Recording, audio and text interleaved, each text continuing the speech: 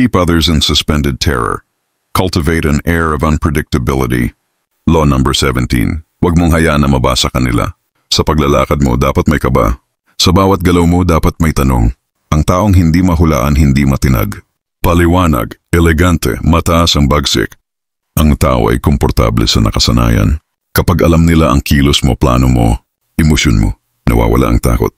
Pero kapag unpredictable ka, nagkakaroon ng tensyon. Lahat ng salita mo biglang may bigat. Lahat ng kilos mo may tanong. Ano na naman kayang naiisip nito? Tahimik siya ngayon may binabalak siguro.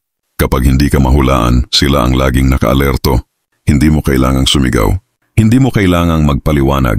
Ang tunay na makapangyarihan, hindi maintindihan. At sa hindi nila pagkakaintindi, nabubuhay ang takot. Halimbawa, trabaho o negosyo. Sa kumpanya, ikaw ang kilalang tahimik pero malupit sa execution.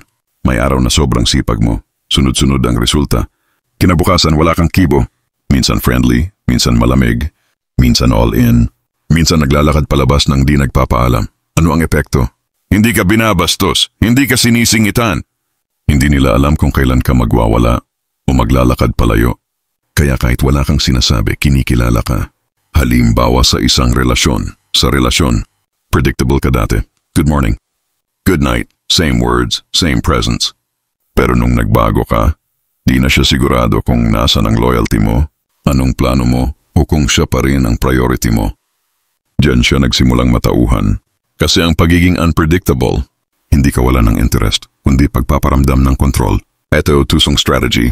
Minsang malamig, minsang mainit, minsang andyan, minsang wala, minsang generous, minsang disente lang.